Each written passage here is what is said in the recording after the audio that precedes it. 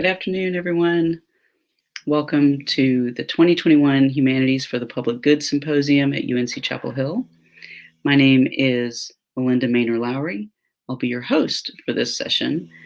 We're very excited for today's conversation about university and community collaborations, and we want to field audience questions afterwards, so please add them into the chat as they come to your mind, and we'll be able to talk about them later. In case you're not already aware, our host this week is the Humanities for the Public Good program, an Andrew W. Mellon-funded initiative that works to connect scholars and communities within and beyond UNC Chapel Hill. Before we get started, we want to, as stewards of public engagement, we want to acknowledge that the triangle where UNC campus is overlaps with the historic territories of Siouan, Iroquoian, and Algonquian indigenous communities. Today, their descendants belong to sovereign nations that continue to resist systematic erasure. Let us honor them whose land we're on, as well as the enslaved people whose labor built the wealth and laid the foundation of this university. We recognize the persistent realities of that history, and we invite you to work beside us to create change. For today's conversation, we are very excited to welcome some special guests.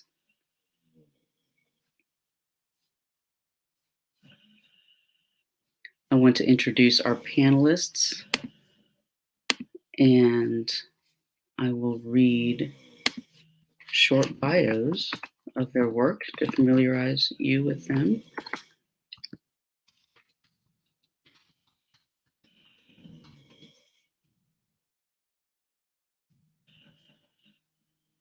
One second.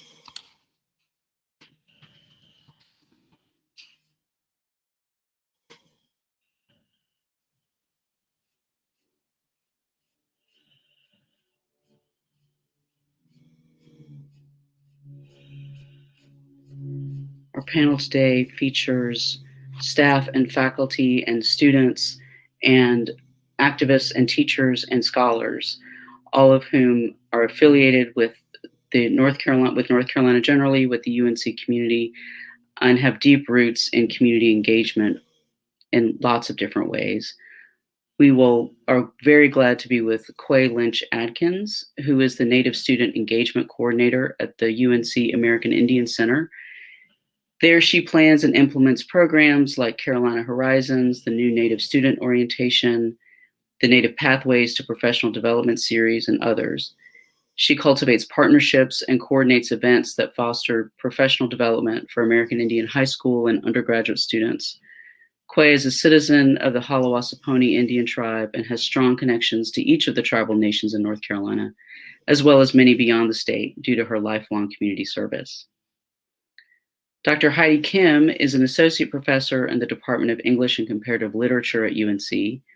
Her research ranges through 19th and 20th century American literature and Asian American studies. Professor Kim received her undergraduate degree in biochemical sciences from Harvard and her PhD in English from Northwestern University, with a brief management consulting stint in between. She has been a Tar Heel since 2010. In her spare time, Professor Kim is also chair of the board of the North Carolina Asian Americans Together, a 501c3 organization, and has served on the Town of Chapel Hill's Environmental Stewardship Advisory Board. Andreina Malki immigrated to the United States from the rural town of Paysandú, or Uruguay, in 2001 when she was 13 years old. She attended Furman University, where she studied psychology and Chinese, and then to the University of North Carolina at Chapel Hill, where she graduated with a master's degree in global studies in 2016. Andreina is currently a PhD student in the geography department at UNC, where her work focuses on legal geography, territory, sovereignty, corporate power, and Latin Americas. She has done extensive work with immigrant communities through student action with farm workers in Siembra NC. Erin Stevens is a Black feminist sociologist and educator who engages in intersectional analysis in her work and in her research. She brings her experience in program development, gender justice, youth development, research and assessment to her role as the program director for the Beautiful Project, an arts-based collective in North Carolina that uses photography, writing, and care to advance the wellness and representational justice of Black women and girls. She has 17 years of experience advocating for social and institutional change to better meet the needs of marginalized populations, particularly women and youth of color. So we are going to have a robust and rich conversation this afternoon between these wonderful experts, scholars, advocates, and so much more. I'm going to ask them each some questions and ask them to kind of respond in turn to these prompts. Again, please type your questions in the chat in the live stream, and we will be able to address those at the end of our time. We're going to talk for about 50 minutes till maybe around 2 o'clock, and then have some questions. So thank you each for being here, wherever here might be for you in this moment. And each of you has been engaged and taught me a great deal about community care, as well as when to push for change and when sometimes to release or let go as change occurs and evolves in ways that are outside of our control.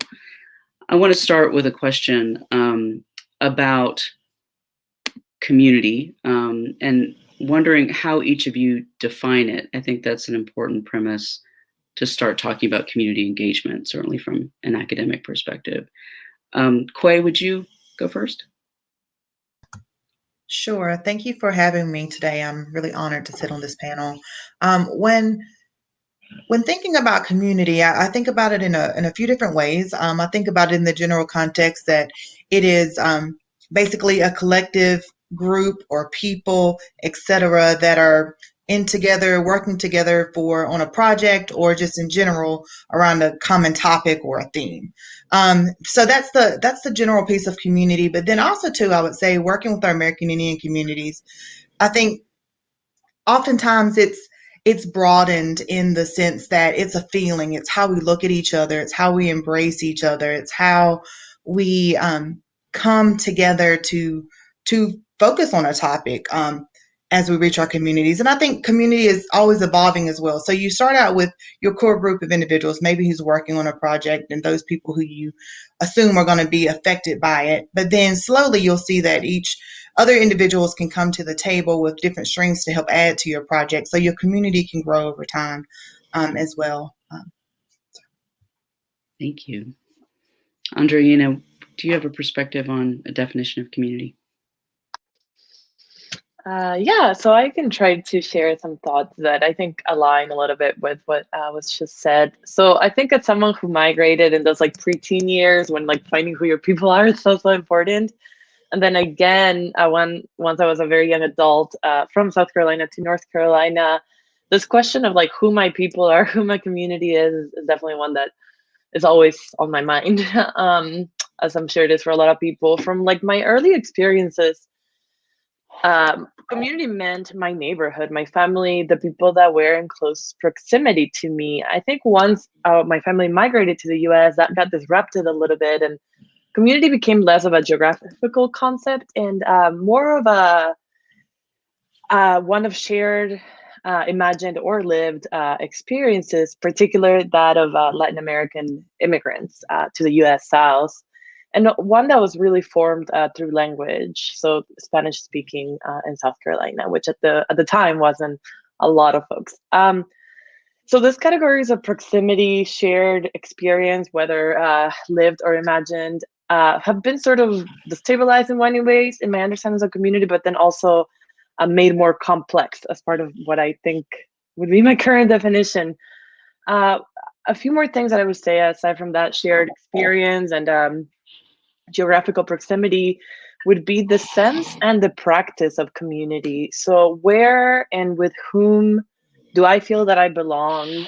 With whom do I organize for my political visions or commitments? Who are the people that take care of me and that I take care of?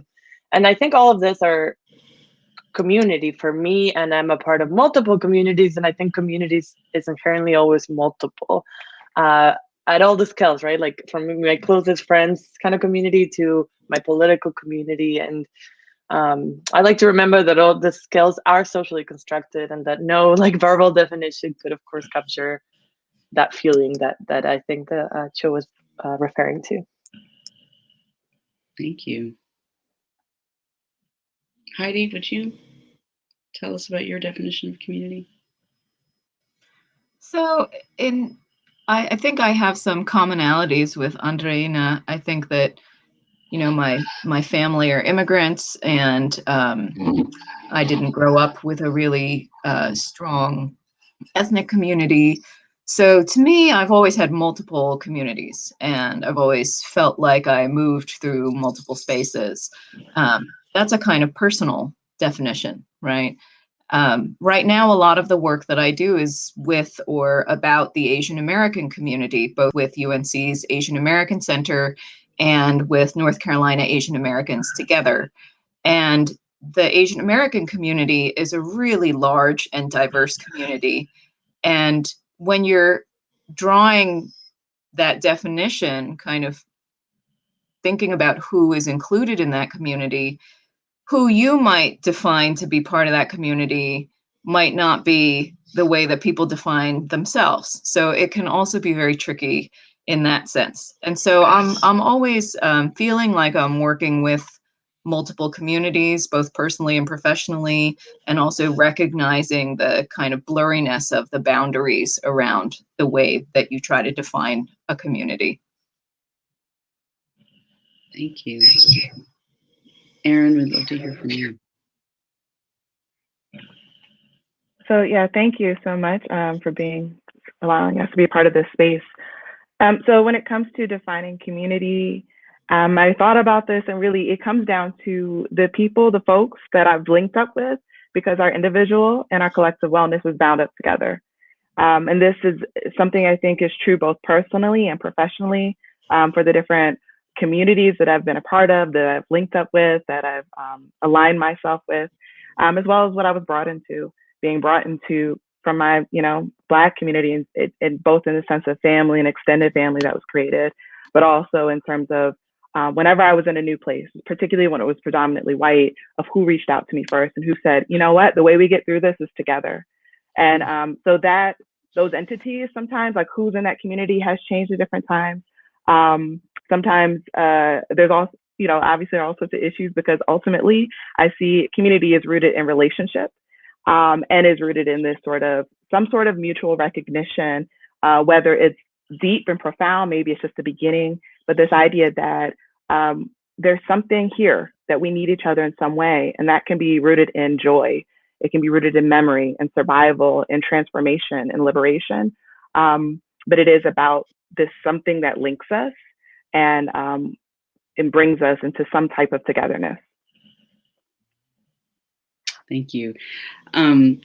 It's so interesting to me. I wanted to ask each of you this question because I think when we think about, or when we talk or perform the discussion of academic and community collaboration, most of us who work on a campus don't start with our own membership in communities. We automatically jump to community being something like off campus or outside campus. So each of you highlighted the idea of connection, of belonging, of self, proximity, emotion. These are tangible ways that we know we belong. And as we go throughout the next hour, I'm really hoping also to hear you talk about how you situate yourselves as members of different types of communities. You've all talked about overlapping kind of community memberships. And if there's a tangible difference between self and community in your professional lives, along that sort of train of thought, can you tell me the story of how you came to work professionally with community? That's kind of a false construct because we're all members of communities. But if you think about the way that you describe your profession, the things that you're passionate about, when you use that word community and operationalize the definition that you just shared for us, I wonder if Andreina, you might start telling us a little bit about how you came to that sort of sense of identity in your professional work. Yeah, I can comment a little bit of that, and I'll do so by way of an example of work with a community that was actually funded by the Humanities for the Public Good. So I think that'll give me like a concrete sort of example. So I have worked through Humanities for the Public Good. I have worked with Siembra NC, as well as their members and their partners. I initially became acquainted with their work through my prior work, professional work in issues of immigrant rights, as well as my work with an organization named Ready the Ground, which provides movement marshals. So I initially encountered Siembra and their membership through my involvement as a movement marshal or other organizations I was a part of. Then I was trained as an ICE verifier as part of their ICE detention watch work in North Carolina a couple of years ago, when ICE enforcement operations were intensifying significantly in North Carolina.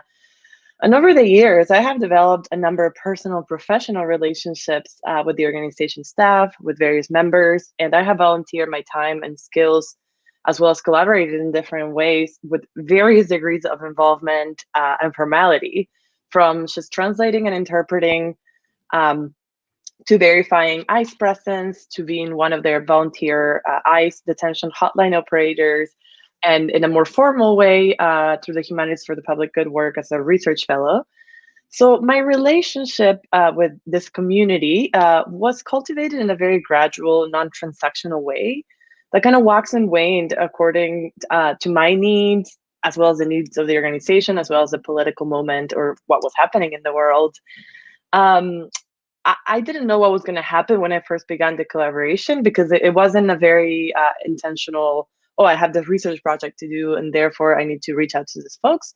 But it has kind of shifted, respecting both, what's going on, the context, the organization, my needs, and like you would in other professional and personal relationships, I think. Mm-hmm. Thank you. Quay, do you have a story to tell about how you got to this moment? Sure. For me, it really started at a young age. I come from a family that both my mom and dad are very actively involved in our tribal community of our Hawasponi Indian tribe.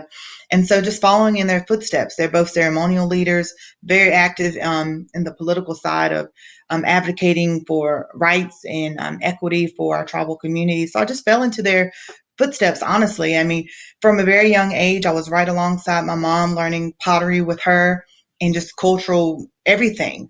Talking to our elders. Whenever she went to hear the stories, or my dad went to hear the stories from our elders in our community, I was right there with them as a young child, just always had a keen listening ear. And that's something that I've maintained throughout growing up and maturing in general. But volunteering at a young age was very instrumental in my life. I find joy in helping my people and working with others that are like me, even different than me in many ways. Even though many of our tribal nations have similarities, we're also diverse as people, diverse interests, etc.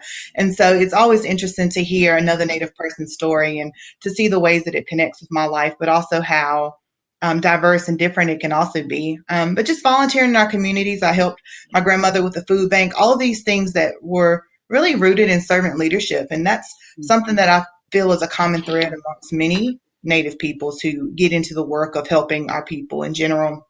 But as far as the leadership roles, I started out, of course, with volunteering, and then I became Miss Halawasaponi, which is our tribal princess, which is very different than what you would think about princesses and royalty today. It's so much more rooted in being an ambassador and a leader and a role model for that next generation.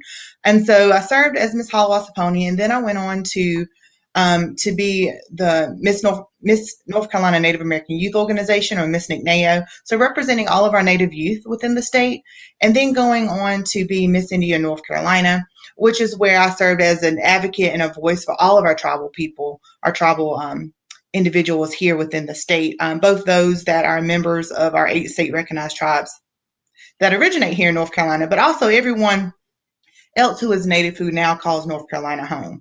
So that's where it started, I guess, to be a little bit more formal for me. And then going into graduate school, studying public health, I did work with the North Carolina Commission of Indian Affairs, and I sat on their committee, if you will, really as a note taker with the tribal recognition process and learning all of the intricacies that make up the political side of what being Native is. Because, of course, there's a duality. There's also we're not only members of the nation of the United States, and just being American in general, but also there's that other piece where we're members of our tribal communities and have citizenship with other nations that are sovereign in their own rights as well. So I started with that, and then I transitioned to work with the Maya Angelou Center for Health Equity, as well as the North Carolina American Indian Health Board, which focused on studies on Alzheimer's and caregiving in our Native communities, et cetera.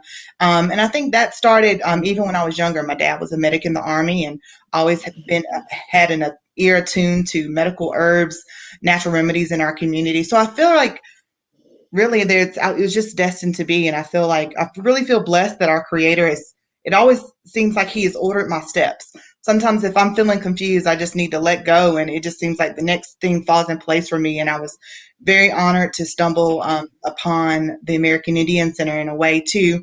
Right after graduate school, I always wanted to work for our people. So it just seemed very, very fitting that the position came available. And I absolutely love working with all of our Native students on campus, also in the community, leading Carolina Horizons, which is a college prep readiness program for rising high school juniors and seniors who identify as American Indian, et cetera. So I feel like for me, it's just been natural approach the entire time. And I'm just very honored to serve in a capacity where I can help our tribal people. And I just look forward to doing more and more work as needed.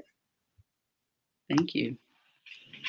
Erin, would you share with us next your journey to working in this way? Sure. So I already mentioned sort of community as it relates to what I was personally brought up into, which was really a lot influenced by heritage and history and shared culture. But I was introduced kind of more professionally, I guess, to what it means to work with or in or for communities.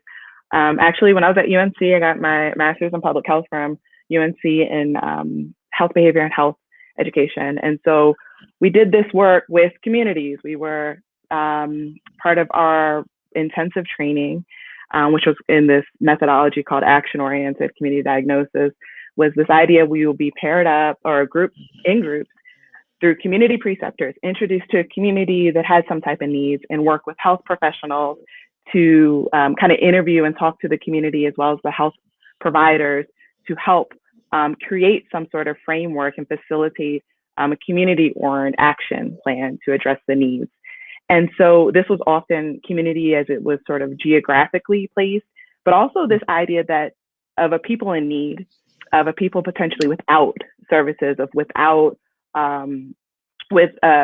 somehow disenfranchised or with disproportionate access. And so that was really that first professional introduction. But as I sort of continued my work, I did health education for like a moment before jumping into gender justice work. And when I moved to Durham, started working alongside or linking alongside activists in Durham and elsewhere. So folks like El Quilembo or the Malcolm X Grassroots movement who worked to host this whole conference on cooperative economics in Jackson, Mississippi. And this sort of to shift this idea and point out some of the issues with a concept of working with communities because they're in need or without. And what does it mean to actually to explore, to imagine, to work in ways that are really rooted in collectivity, in this sort of, as I spoke to before, of community rooted in a collective wellness. And so this shifted for me how I even wanted to be in community with folks, of how I wanted to, and also actually some work I did started in my MPH. I traveled to Australia and was doing work around Indigenous health there. And so there too was hearing me just kind of getting pushed a bit from what, at least I don't think it's only in public health, but I think it's in other fields in the university, of going to work with community from a place of privilege and power, and of really perceiving folks as in need and without. And how do we actually, to create a world that works for us, to create communities and societies that work for us, this whole we need to recognize and understand systemic injustice, but we also can't just then see people as without, if that makes sense, as just somehow broken, right? And so this idea of liberation, of collectivity, of models of working with and together that really are rooted in sort of shared and equitable voice and power, really thinking about that and care. That's something that working alongside, linking up with a beautiful project about 2010 of what does it mean to be rooted in care and solidarity. And so that's where I am now. I feel incredibly blessed and privileged to really be working alongside Black girls and women, right? So that's an identity that's central to mine. It's not the only identity I have, but it's definitely a very important one in my life. And so we're really working alongside in solidarity and in care for ourselves and figuring out how we create what we need and put that out in the world for those who are jumping alongside us and for those who are going to be transformed because of the work we do. So it's transformed. This idea of what does it mean professionally to work in community with folks has really changed and been pushed by my activist work. Thank you. Heidi, tell us about your journey to working in with community. Yeah. I was so caught up in listening to the other panelists, I clean forgot I was going to go next. I grew up, my family was very socially isolated. We didn't have a real network, and volunteering or getting civically involved, I think those were not spaces where my parents felt that we were welcomed and accepted or respected. So I was very academically directed. And ultimately, I think that my community work really grew out of my academic work. So, my brother was a student activist for ethnic studies, and that was a huge influence on me. He was several years ahead of me. And so in graduate school, when I had turned to the humanities, because my college years were spent mostly in a lab, in graduate school was when I really started to branch out. And I was in a big city. I was in Chicago. So I also started to branch out, explore the city, really see different diverse civic organizations of every kind, from museums to the local UNICEF branch, to associate boards of cultural organizations. And at the same time, I was also really finding a home in the Asian American Studies program at Northwestern University, which was kind of in its scrappy startup stage. And the faculty were incredibly welcoming and mentoring. So as I continued my academic work, I started to develop expertise and then to start working more closely with communities. So one of my main strands of research and teaching is on the Japanese American incarceration during World War II, which unfortunately keeps coming back to us as a kind of political touch point. So I started to work a lot more with community organizations that keep that history alive. So what I didn't expect was that as an academic, I would really start to develop this knowledge and skill set that would actually make me valuable for community work. I always thought of them when I was younger as very separate spheres. And so, I do a lot of different kinds of volunteer work. I do, civic work through the town, and political work. And I also, of course, do a lot of work with the Asian American community. And that's just become a bigger and bigger focus because I just feel needed. There just aren't that many Asian American leaders down here. There certainly aren't that many Asian American studies academics. And so I feel like that's just a place where, again, my knowledge, my skill set is really needed to serve the community. And, to echo what Erin said, even though being an Asian American isn't the only identity I hold, it's a very important one. It's a highly visible one. In this moment, it's a dangerous one. And so I really just have more and more felt that responsibility and embrace that as a central part of my work. Thank you. I'm like taking notes because this is such a rich kind of kaleidoscope or prism, whichever sort of metaphor you want to grab onto. Each of you are highlighting models of, pathways to service that are also pathways to leadership. Like you might have each used that word leader or leadership in very different ways, but complementary aspects, and also different attitudes about scarcity and abundance. Need often strikes us immediately, right? And so if you grew up like me, a kind of quasi oldest child who was kind of like the second to the youngest, it was kind of confusing. In my family, like I was a gap filler. I just leap into a void because that was where I felt sort of safe, or at least where I felt valued and valuable. Though, Erin, hearing you talk about what if collectivity and wellness is the assumption behind our work, right? What if sharing abundance is the assumption? And Heidi, something you mentioned about isolation and visibility made me wonder if we can find safety in these forms of leadership.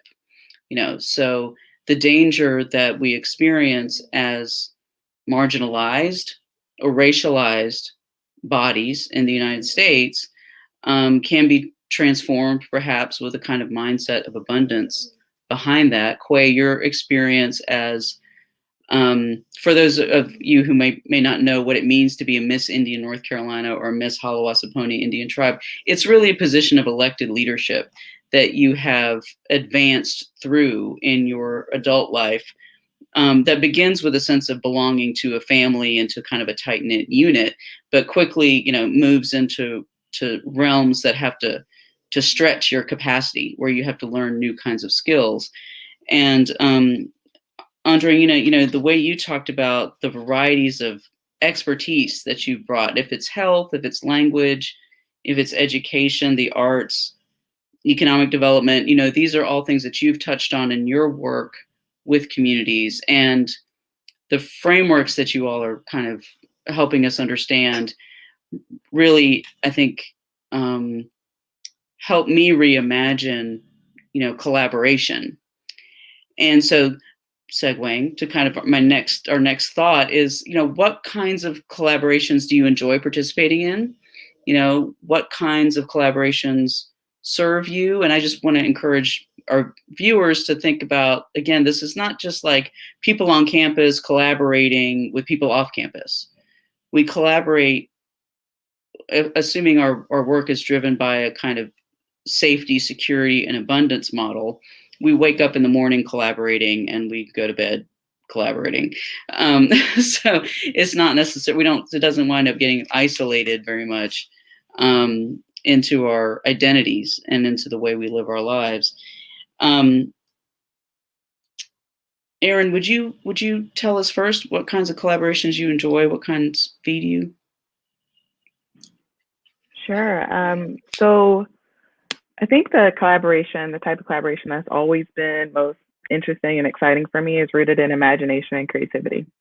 And this is just like, we see what's in front of us, but what else can we do? And I'm sure I get this from my mama, who stays busy, stays working with somebody on something, about something. She's always moving. And so that's what's really exciting for me. And it's very exciting now because I work with artists, and there's just creativity rooted, imagination rooted in our practice of being with each other. And so those sort of collaborations are really exciting to me, where we can, I think this speaks to what you were talking about, abundance, just recognizing that we all bring so much with us into the room, into the space, and seeing all of that, giving space for all of that is not just about expertise, and it's like in this sort of academic sense, right? But our experiences, the places, the languages, the culture, the interests, the gifts, all of those, and how can we create something new, or create something that works for us and that we need, and imagining that. And that work of imagination can be kind of hard, because we often find, this is even true in social movements, that we kind of reproduce something a little different, but kind of something we've seen before, and it still has some elements of things that don't work for us. so really engaging in that imagination and really exciting ways. I've been like, can think about when I've been in spaces with dancers and movers, and where part of or actors, and part of that imagination is literally moving our bodies in ways that I just don't. And it's like, whoa, and my mind is blown open. So, that's a kind of vague thing, but to me, it's about imagination, it's about creativity, and the acts of what we can produce and move towards together, and build together, that can really change this world for us in the way that we need it. So I know it's abstract, but hopefully that speaks to the question. No, definitely. I mean, centering creativity is what we're all about, for sure. Quay, would you go next? Telling us about what does collaboration mean to you? What kind do you like? Well, for me, I like all types of collaboration. I feel like I thrive when I'm working with a team where we all feel like we're playing equal roles, but also feel like we're feeding off of each other, and that energy just builds from one idea to the next. And I think just being an artist myself and growing up in an artistic family, creativity, just like Erin was saying, is everything in many cases too. And I really appreciate that fresh perspective, that new idea that maybe I haven't thought about before. But also too, tying in that fresh perspective with also it being rooted in tradition, but also in culture. So where we can kind of be that bridge between our past, but also our present, and how can we create spaces that are interesting now for our newer generations, etc. For me, I'm also a dancer, so I love all of those pieces as well. But ultimately, as long as each program that we're working on has an element of elevating the voices of our Native peoples, I'm happy. We have talking circles that we have hosted with our Native students, and it really just allows each student to bring forth what's on their heart, what matters to them at that moment, and sharing and seeing where places of our lives intersect and connect with others, and also where we're different and how we can support each other. We're also getting ready to host a program to represent to bring voice or visibility to the Two-Spirit community that are a part of the LGBTQ plus community as well. So just bringing voice and new voices into the picture is neat. Also bringing in our elders. We have our elder in residence program. So anytime we're having a program that brings forth voices, I feel like we're bringing more visibility to the diversity and the uniqueness that we are as a people. Thank you so much. Heidi, would you go next? So this is a really interesting question for me at this moment, because in the wake of the Atlanta shootings, I've been somewhat overwhelmed with the offers of collaboration. And so I think that, not just with the Asian American Center, but with a lot of my other specifically Asian American community work, collaboration is often for me about raising visibility and raising awareness, because Asian Americans are so invisibilized. So, when we collaborate with other units on campus, for example, it's to raise awareness of the community or of community's issues in that specific unit in a concentrated way that they may never have looked at before. And likewise with North Carolina Asian Americans Together, right? When that organization partners, as they do with many other civic organizations, some ethnically or racially based and some not, then again, it's about having some concerted attention paid to the Asian American community in North Carolina. On a personal level, I also love collaborating with artists in my academic work. That's one of the things that I most enjoy. And that's why I've done so much work with performing arts units on campus. And I think that loops back to what I said, because, artists and artistic performances, they often travel and cross those boundaries and cross into other communities in ways that other forms of work may not. So, you might you might love drumming. And so, you're going to also love Asian American drumming, which fuses all kinds of cultural influences. And so maybe some awareness of the community or the history might travel along with that. So I think that particular partnership, it's something that I really enjoy, is working with artists, not having much artistic talent myself. But it is also something that serves those larger goals of raising visibility and awareness. Thank you. And Andreina, would you tell us about collaborations you've enjoyed and how they feed you? Yeah, so I think the collaborations that really energize and motivate me are those that are born or emerge out of a shared vision or a shared political commitment that can be collectively addressed from various multiple perspectives and skills and disciplines. I am very energized by collaborations that are process oriented. So no, of course, I'd like collaborations that have excuse me, I'm having some technical issues, some clear goals. But I also like the emphasis on the process. Like, how do we want people to feel when they're doing this work?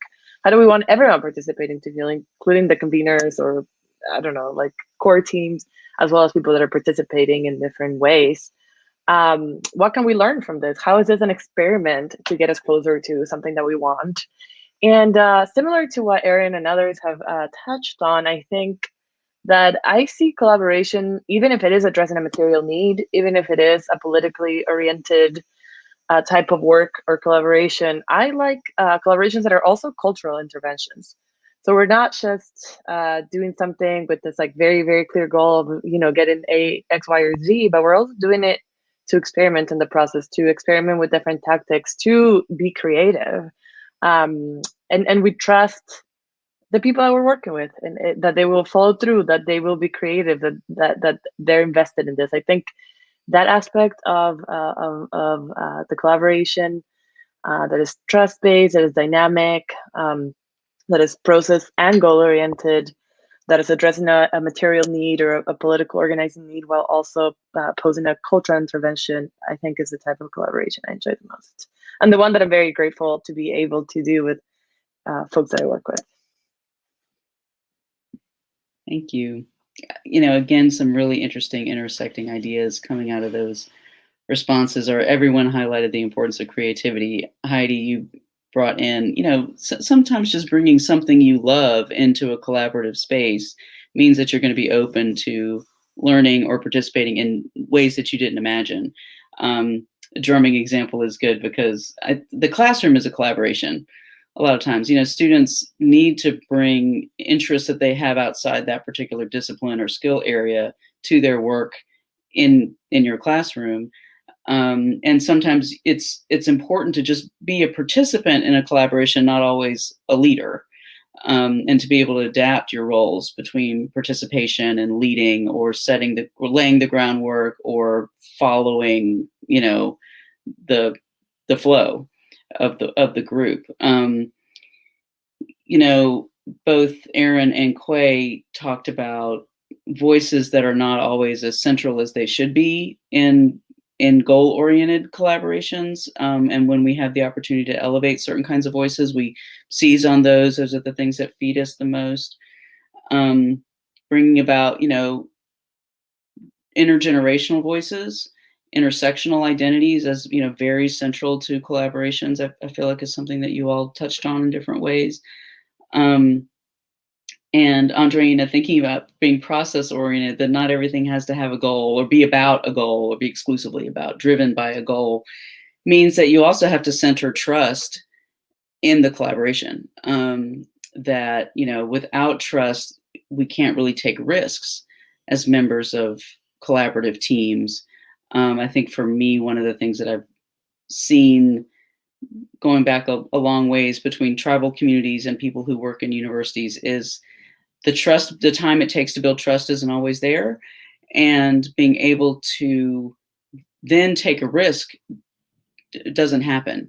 People don't feel safe sharing information that they wouldn't share with somebody who's not a member of their community, for example. And so that trust building process emerges sometimes organically, and sometimes it has to be laid out for you, for all the members of the collaborative team.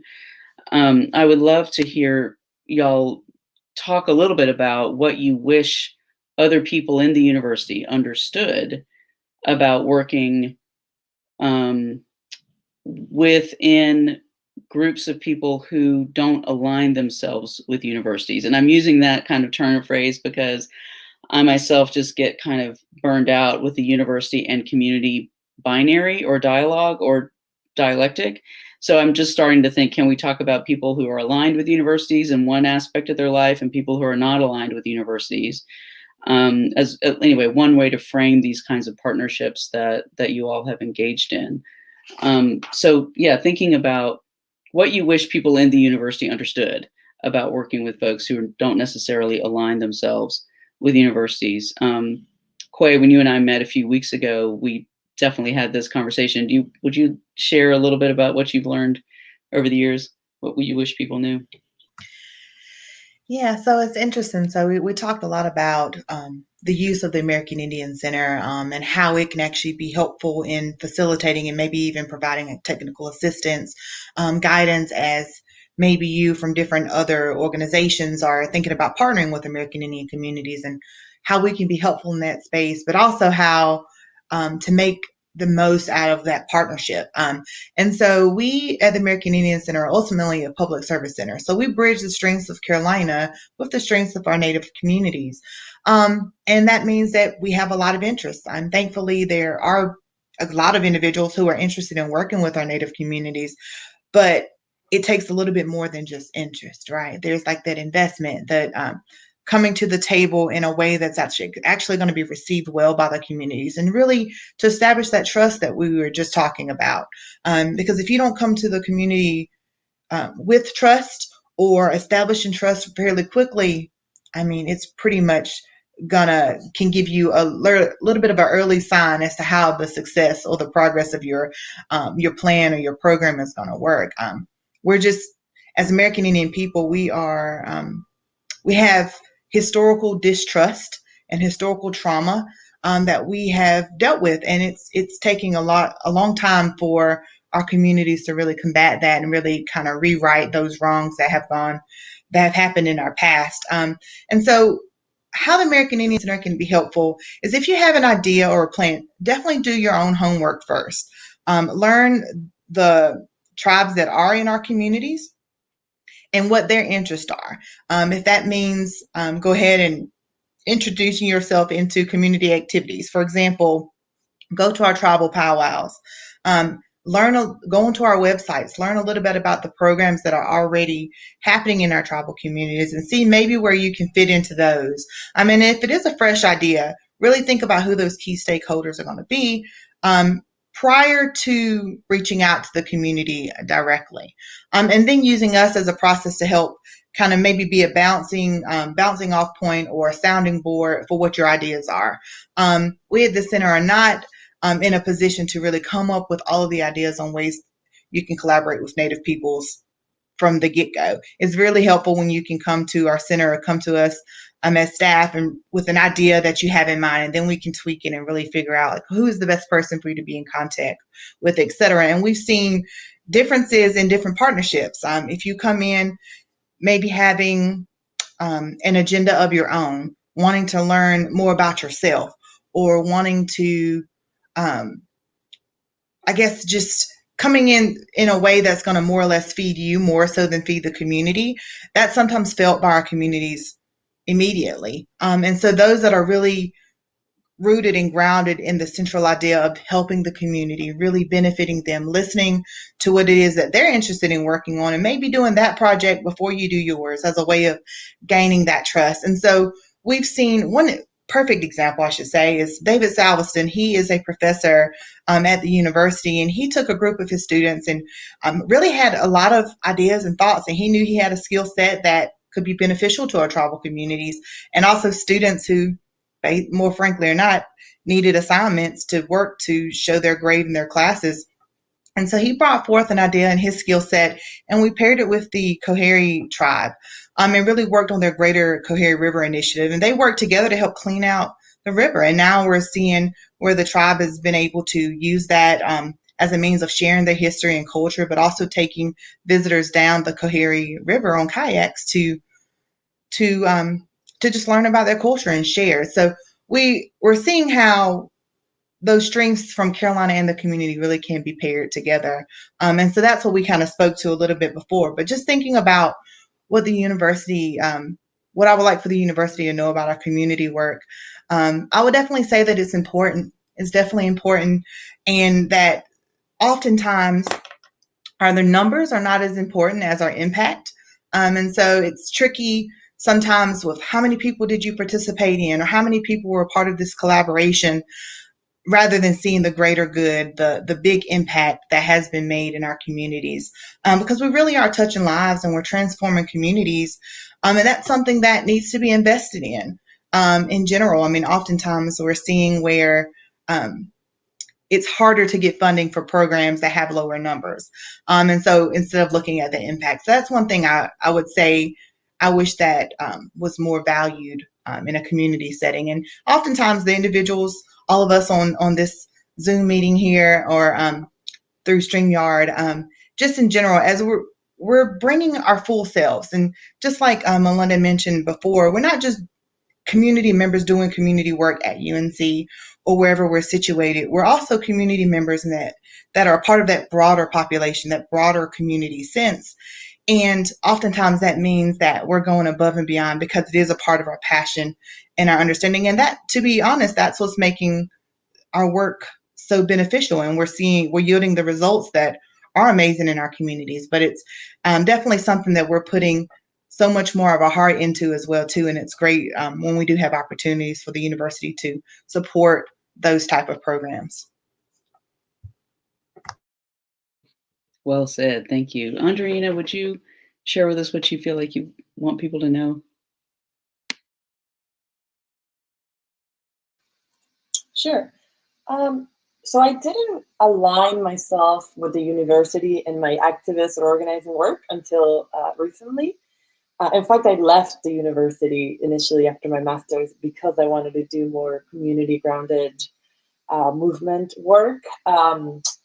And I didn't come back to the university necessarily with the goal of advancing my organizing. Neither do I do my organizing or movement or engage work with the goal of advancing my dissertation, even though the two are related and speak to each other. I think if the university were to shut down tomorrow, I would still be doing the movement work that I'm doing in some shape or form. So I wanted to start with that to say that in that sense, it is important to kind of sometimes, and of course this is context-based and it will depend from person to person, but in my case, it has been important to kind of take off my academic or researcher hat, because it can be really hard to go back into a group community set of folks that you already have a relationship and they'll say, well, I'm coming here as a researcher, right? Like, no, I'm coming here as a human, as a person in solidarity. So I think asking yourself questions like, what are your skills, interests, but also what are your values? What are your political commitments? What are the groups that align themselves with those values or political commitments, and that might want to benefit from your skills, but also ask yourself maybe what groups are you already a part of, and how can you deepen that work with people that you already have relationships with. And we know that that's not always the case, because people might come from different places or might not already have an existing community. And of course, we want everyone to have community and to be engaged and in touch with what's outside of the university in some way, shape, or form. And in that case, I think that, again, if it is a partnership that's guided in shared solidarities and not from a place of charity or necessarily service work, as in like I have something people don't have, I think that developing trust and being respectful of both what the organization can offer you and what you can offer the organization, and being really transparent about the demands and restrictions that being a university, being a part of the university kind of places on your work. And folks understand that, right? Like if I'm like, hey, I can do this, but I couldn't do this because of my work at the university, like I'm not allowed, or hey, I'm doing this whole thing, but there's a conference. Do you mind like giving me 50 minutes of your time? It's just kind of one of those things I have to do for my job. People understand. People have other jobs, right, and demands and restrictions on their time. So I think that transparency and that relating from a place of shared solidarity and shared humanity is really important, and I think comes through when people are reaching out to collaborate with community-based organizations. I think also being aware, being strategic and skillful about the resources that being a university provides that we might not even fully think about, but actually people that don't have access to those, it can be really game changing. So like at the beginning of the pandemic, not a lot of the groups that I worked with had Zoom or a Zoom account, which was kind of getting in the way and of obviously meeting safely. And in those first few weeks when we didn't know what was happening and how long it would last before people really invested in technology, I mean, having an access to Zoom and being able to be the person that hosted the meetings was really important. So just again, thinking strategically both about what resources are available to you, but also about what limitations, and being transparent from a place of solidarity and wanting to get to know the work and be involved in the work goes a long way. I hope that makes sense. That was a lot of different ideas in one. Oh yeah, thank you. Erin. Okay, so I've had a lot of hats. In terms of like aligning with the university, right? I've been a grad student at the master's level. I've worked in student affairs. I went back to school, was out of the university for a couple of years. Well, no, I was still in student affairs. I wasn't really out, right? Just on that side of things, where thinking about student engagement and community and thinking about how to support that while also being working alongside community folks. And then went back for my doctorate. And so it's really just like since December 2018, this is the longest in my adult life that have been outside the university and squarely rooted in work that is in the community, to use that. I was thoughtful, Malinda, when you said that university community binary and the issues with it, but some of the truths of it. It's true that the university has crazy amount of resources and funds and knows it will be around for years to come, right? It is also true that the work I'm a part of, we don't know if next year we will have the funds to continue this level of investment. We did this work before we were paid. Surely we'll all continue to invest and commit in it, but we don't know if we'll be able to do it the time we can now, to put that level of time to that our families, that we can do that, because we don't know if we'll have the funds and resources for next year, right? So there is some truth when we talk about institutional power, privilege, resources, and all that around. There is a distinction, right? It's also true that a university can thrive while the community around it is displaced or even devastated, and that there have been universities who have benefited from the devastation of communities next to them, done research on those communities, have had numerous publications and esteem and all these things come out of it while the university continues to suffer, right? So there's both. So that's true. It's also true that people are part of these communities and working in the university, trying to position themselves to leverage those resources to make a difference. Like Quay was saying, bring their whole selves and will fight to make space and make possibilities through their positions in these universities, right? So it's complicated. I remember when I was thinking about, there are two things that came to mind with this question for me. One was, this was when I was working in student affairs, but also, in working alongside a community collective. And there'd be so often students or faculty or folks who'd want to come in and like do research or do something with the collective, and they were intensely protective because of the not just history, but the reality of folks exploiting that space, exploiting their energy and their commitments for their own interests. And they didn't see it that way. They're like, yeah, I believe in this too, and I enjoy this, and I want to learn. But ultimately, the student came in for a semester and left, and got their degree. And a lot of times those interests and those desires weren't rooted in care, weren't rooted in relationship.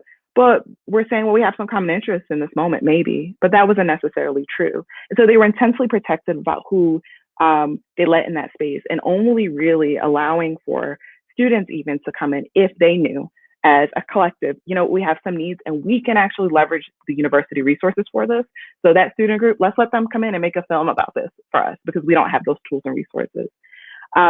Similarly, with the Beautiful Project, we're also intensely protective because we know what our commitments are about and we know who we are here for. Our work is about Black women and Black girls, period. What we do is for ourselves.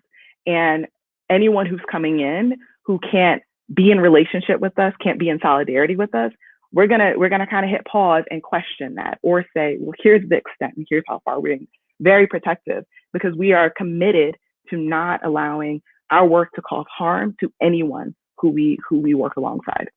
And that idea of not doing harm, it's in the ethics, the IRB ethics, but a lot of times that's like, don't give a drug that causes the side effect and don't tell them, right? It's not necessarily, don't hurt these people, don't use this voice, use their voice for this thing, or don't mediate their stories in a way that serves you but does nothing for them. This is also true for us as artists and the work we do around voice and power. It's about how do we cultivate and build our own capacity to use those voices. And so how do we work with women and girls for them to use their voices and then position them to do that? So we're very careful and very thoughtful about not trying to mediate their stories or mediate their experiences. But in the university, that's kind of an expectation to some degree. Like when you write that article, you can be involved in sort of these transformational practices or really working, like how can I write with? But who reads the journal, right? Who does the whole tenure process serve? And like, how does that end up sometimes and often being on the backs of the subjects, right, or the community? There is so much about the way the university functions. And I know this as someone who's navigated in the university that is rooted really in exploitation and harm. And so it is that way. And so the people who are from marginalized communities who bring their whole selves have to navigate all that and have to fight, right, to be present and to figure out how do I show up knowing that this space wasn't for me. That is a fight that folks are doing within it. And it's even more complicated when you're trying to make, I think, that partnership with community. This is something I had to think about when I was working on my dissertation. And it seemed like this, obvious thing. Folks were like, well, just do it on the Beautiful Project. And I was like, I can't for 1 second potentially open up that someone's going to expect or make a request of me that would somehow harm these folks I work with. And that sort of commitment, not just to not do harm, but to care, to fundamentally care about these folks I'm in community with. And I think that is just never something. This is something I've learned in relationship with folks in the Beautiful Project of how to center care in the work we do with others and with ourselves. And that is a paradigm shift that is completely different from any way I've ever been trained or told in my work, be it as a researcher, be it as someone who's facilitating student engagement. That idea of how do we actually center care and really root that in these relationships and recognize that relationships are what this work is about. So I think I think the things I want to bring in that I think are really important is yes, like how can you leverage what the university has for the benefit? How can you fight to make that space? But how can we really care? How can we honor the relationships we have with people and just really take seriously that mistrust and that distrust and know that it comes from a real place and a place of hurt and trauma, and that we can engage at the university, folks in the university, that there is a way and it's a complex way. And you have to be very careful because I think so much of I'm talking about the university, big institution. I know and understand, right? There are good people who've created good pockets, a good kind of smaller groups that are like, we're going to do it differently. We're going to figure out a way to work within this. But also, the reality is that often the educational model asks people to kind of step away from those commitments and those communities and those relationships to think about the work, and that there's something else. Maybe we can figure out how we step towards each other and care about each other and make that central to these collaborations. Thank you. Heidi is, someone who's in this faculty role on UNC's campus. It seems fitting for you to kind of offer your own thoughts about what you wish faculty in particular, or other people in the university understood about working in and with communities. Well, very specifically, I think that we do need to really support and uplift and reward in the tenure and promotion process people's work with communities. So those are changes that are being made, but are often, even if they're made at the policy level, people worry about implementing them or going up for tenure promotion under these new guidelines. So that's a cultural shift, but it's such important work. It's difficult, it's rigorous in its own way. And also, I think ultimately for universities, it's self-serving. If we want to attract great students from all 100 counties of North Carolina and all of the wonderful diverse communities within North Carolina, that's not something that we can just artificially do during admission seasons, by enabling our staff and faculty and our programs to really go out across the state, the nation, the world. This is how universities are going to build those ties and really keep those strong ties with prospective students, alums, all of that.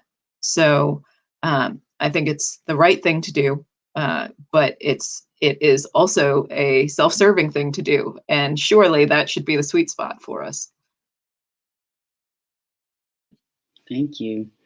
Again, such a really wonderful intersection of thoughts. One action item that, all of us might take away from this or move forward with is asking UNC to reform its institutional research board process to incorporate some of the insights that y'all have offered today. That's the sort of the code of ethics and the process that governs many types of collaborations. And Erin, when you named the usefulness of the binary of community and university, we have to name that usefulness in order for us to see that harm always seems to flow in one direction, from university to community. And care floats back, but we have to use the structures that some of the structures we have in place, like the Institutional Research Board, and invent new structures to make sure that transparency is in place. A number of you have mentioned,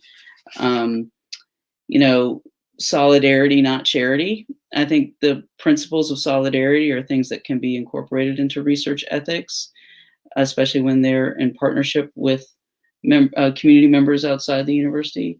Quay, you kind of elevated impact over numbers, which I might translate into a quality over quantity sort of shorthand.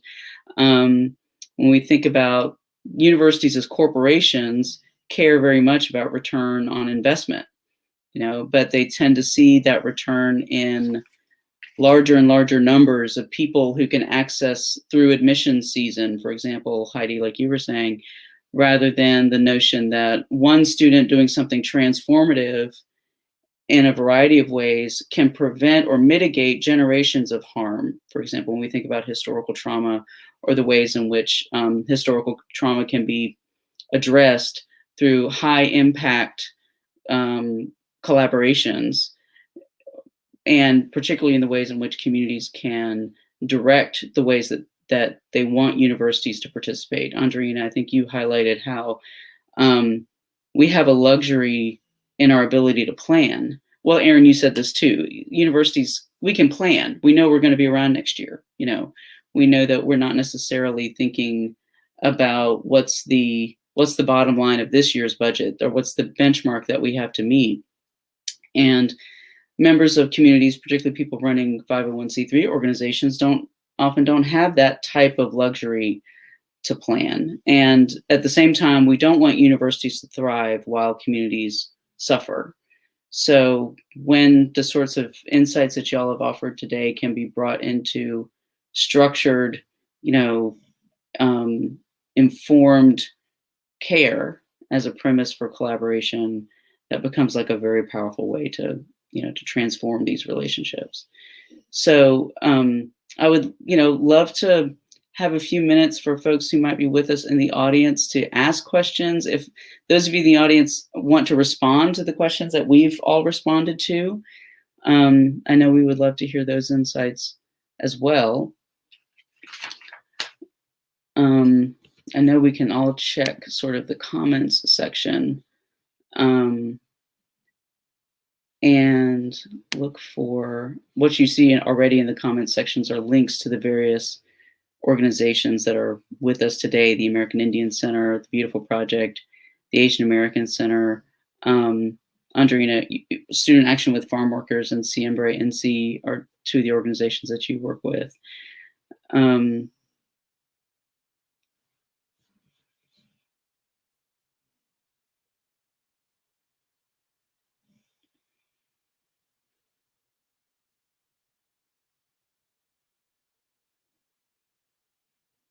Would y'all mind if we brainstormed a little bit around shaping on-campus or academic-oriented conversations about collaboration? Because Heidi, you brought up tenure and promotion. You know, Erin, you brought up forms of reward that accumulate to people in formal academic roles that don't accumulate to community members. Is the Institutional Research Board a good avenue for change in this arena, or are there other ways that y'all imagine, you know, making sure that our colleagues at UNC's campus anyway understand the kinds of ethics and responsibilities that you've highlighted?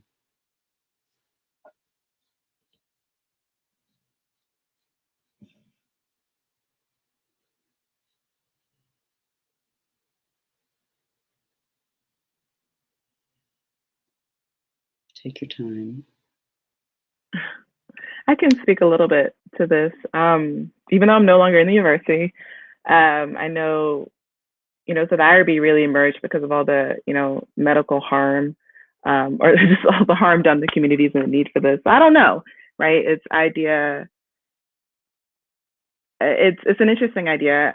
My doctorate is in sociology, but I went to the public sociology program at George Mason, and we talked a lot about how do you engage in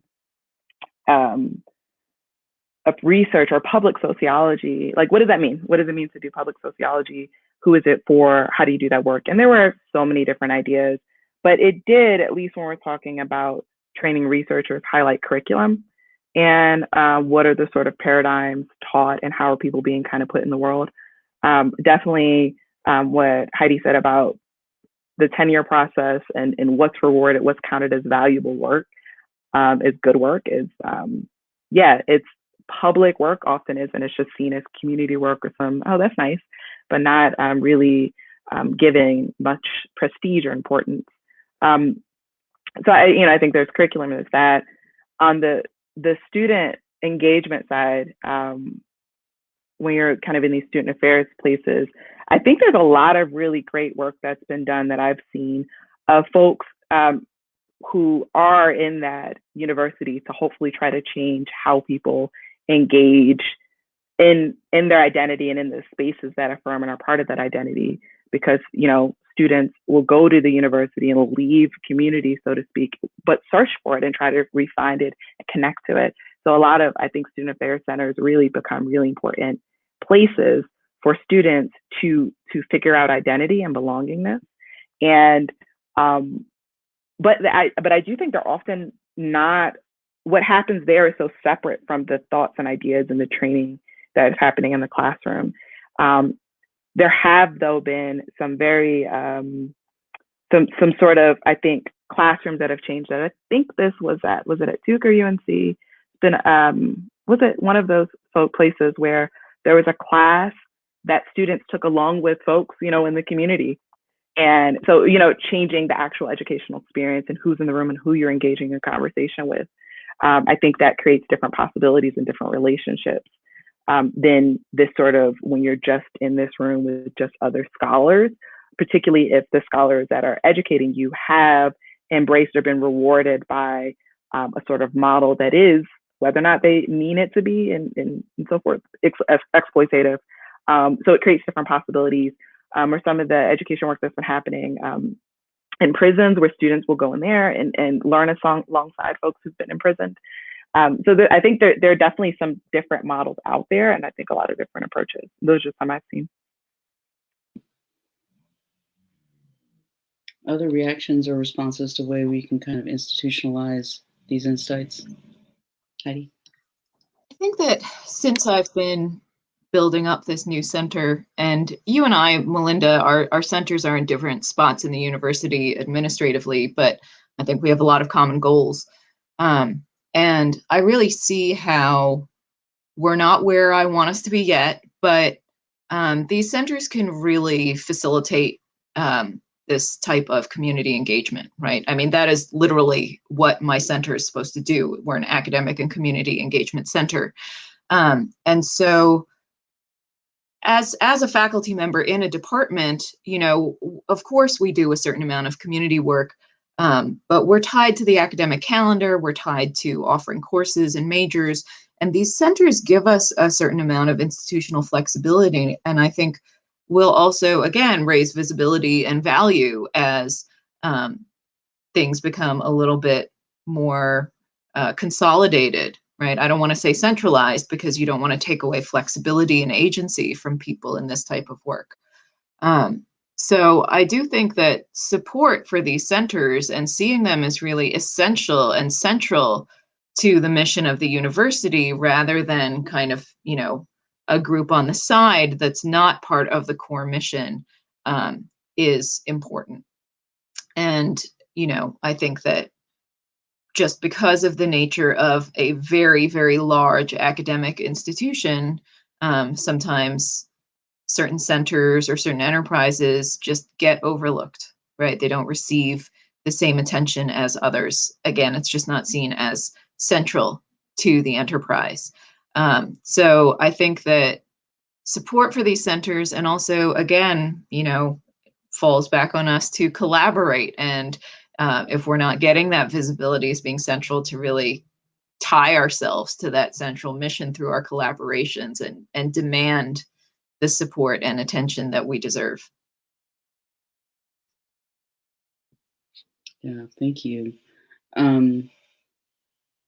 Thinking about what you all have offered here today, you know, I am often, you know, spent most of my time in those kind of spaces on our campus talking to other administrators of different types of units, making the case, for example, which seems, you know, this is going to seem like duh to the four of you, but, you know, the idea that knowledge doesn't flow from the campus to the community.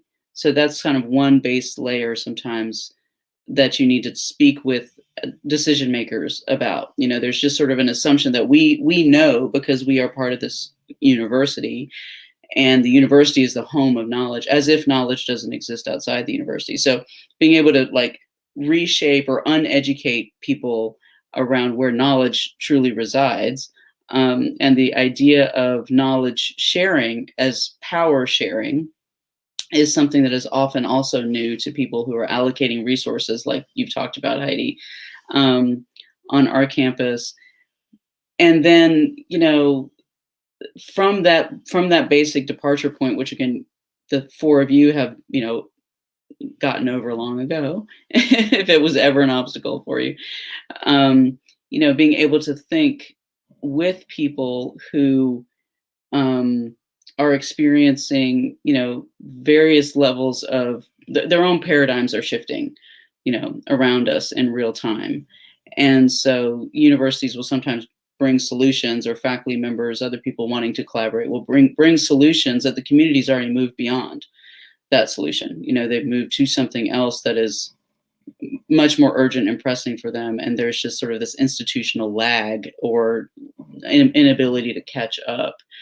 I think what the beautiful thing about the humanities, which is sort of what calls us here today, what convenes us, is that the humanities are the foundation for so many different types of knowledge, or the study of so many different types of knowledge, that each of you have different kinds of background in the social sciences and biological sciences and rural and urban communities, and lots of different ways to think about, you know, our society.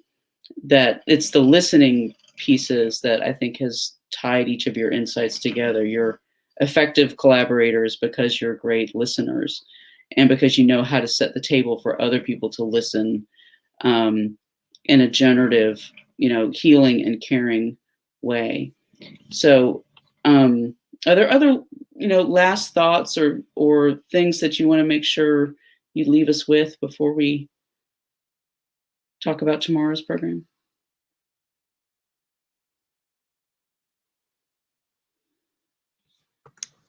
I just want to say thank you. I think this was a really valuable conversation for me as well. Yeah, thank you And each. Yeah. Same, I just wanted to say that I'm really grateful to have heard what everyone had to say and for the invitation. Yeah, Thank you. thinking about this as like a new kind of collaborative space. I like to participate in these panels as I learn about other people's work and find ways to work together in new ways. So thank you all. Koi Lynch at the American Indian Center, Heidi Kim at the Department of English and Comparative Literature and the Asian American Center, Erin Stevens, a sociologist and at the Beautiful Project and located in Durham, North Carolina, and Andreina Malki, both of North Carolina and of UNC's Geography PhD program. Very grateful for all of your time and your insights today. Thank you so much. Tomorrow, the Humanities for the Public Good Symposium will have another terrific panel discussion called Match Make, Artists and Scholars Collaboration Showcase. And this is going to feature a fantastic musician, Kamara Thomas, other artists, Jessica Stark and Iris Gottlieb, and graduate students, Deanna Corin in the Department of Geography, Jacob Griffin in the Department of Anthropology, and Elias Gross in the Music Department. So looking forward to hearing from them and looking forward to collaborating with all of you in the future as we carry the humanities out into our community. Have a great day.